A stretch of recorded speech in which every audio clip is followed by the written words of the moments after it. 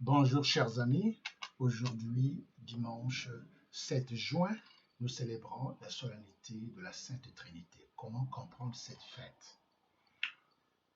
Au point de vue ce qu'on appelle théologique, donc l'étude de Dieu, le discours sur Dieu, on peut distinguer trois notions.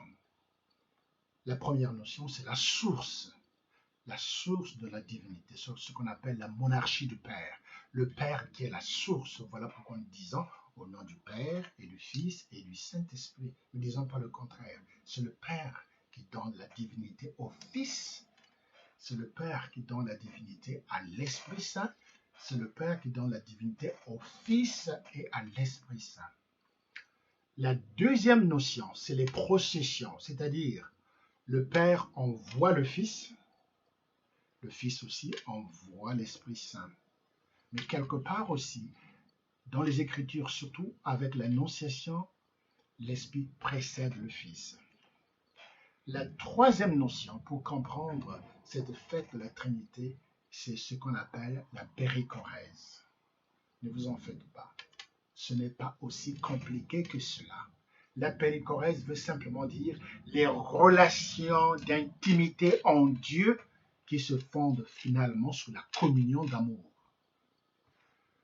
Il faut reconnaître aussi que lorsque nous parlons de la Trinité, la première confession de foi, c'est l'unicité de Dieu. Dieu est unique.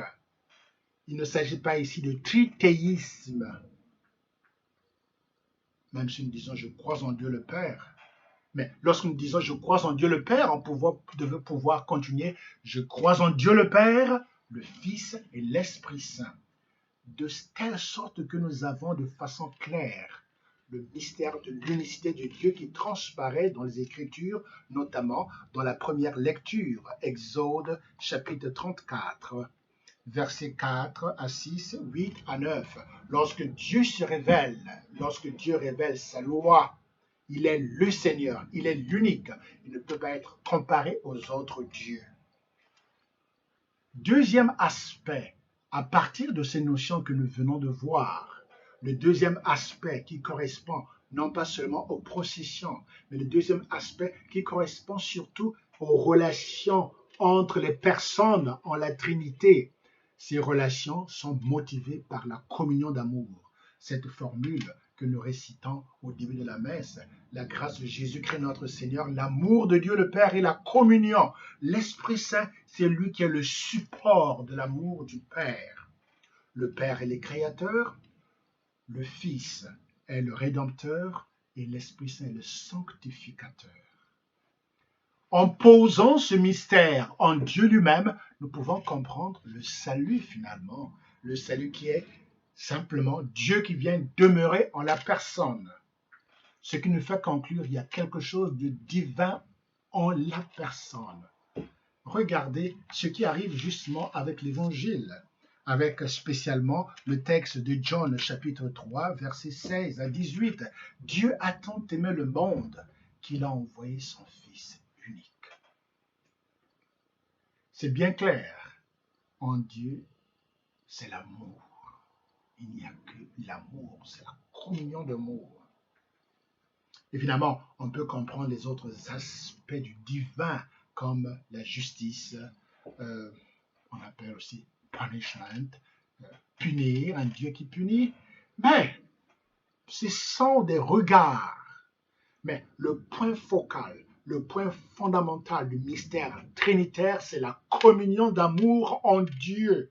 Et cette communion est tellement intime, elle est égale. Ils reçoivent tous même adoration et même gloire. Dans ce cas, de l'amour de Dieu le Père, de la grâce de Jésus-Christ, de la communion de l'Esprit Saint, nous pouvons comprendre qu'est-ce qui se passe dans la personne, ce que nous appelons salut. C'est Dieu qui vient demeurer en nous, de telle sorte que nous sommes capables d'agir comme Dieu agit dans l'amour. Alors vous voyez que l'amour chrétien, ce n'est pas seulement un amour sociologique, ce n'est pas seulement un amour anthropologique, c'est un amour qui est fondé en Dieu lui-même, c'est la racine. C'est la raison pour laquelle, Pour être capable d'amour, pour être capable des engagements d'amour vrais, il faut être des hommes et des femmes de prière, des femmes qui communient à la Trinité.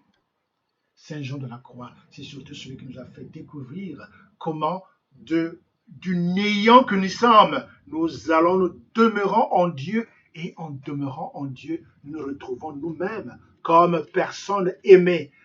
Alors, en ce moment, nous sommes capables d'aimer. Alors, mes chers amis, voilà quelque chose pour nous qui nous rappelle le fondement de la foi chrétienne. Le fondement de la foi chrétienne. Voilà, le socle même. Pourquoi nous agissons? Parce que Dieu est un, unique, et Dieu est amour. Voilà pourquoi il y a le commandement de l'amour. Aimez-vous les uns les autres. Bon, merci. Bon dimanche. Que le Seigneur vous bénisse.